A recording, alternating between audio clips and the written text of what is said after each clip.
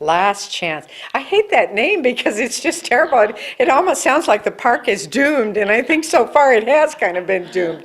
So when I came on board, looking at some of the plans for it, it seemed to be a little bit too grand.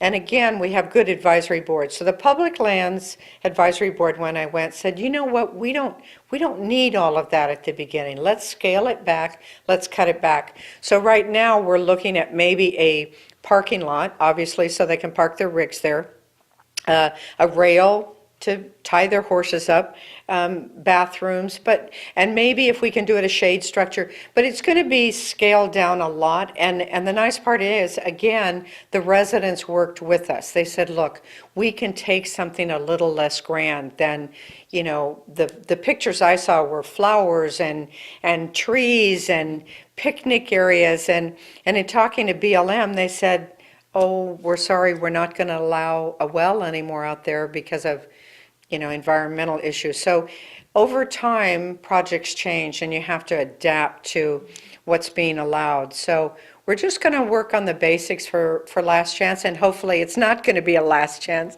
It's going to be just the beginning of a first chance. Give me an update on the fairgrounds. Oh, fairgrounds, that's kind of exciting. So I know people want something at the fairgrounds, but the reality is you need power and water first before you can do anything. We have a parking lot out there. So what we're going to be doing, we're working with the county right now.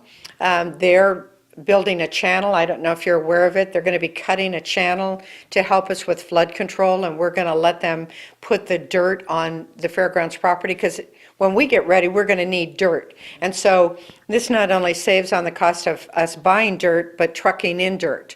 So it's a win-win for both of us.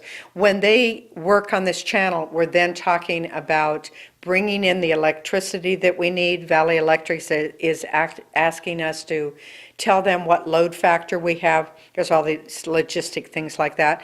And then the county has agreed to let us use the well that's out there now that was capped, and then we'll look at expanding the well. And then we're also talking to the county about the possibility of a wastewater treatment plant, because when we get ready to build the soccer fields out there, which is our first part of that before the arena, when we build the soccer fields, if there were a wastewater treatment plant, we could use effluent, or what they call gray water, to water the soccer fields, which again saves money.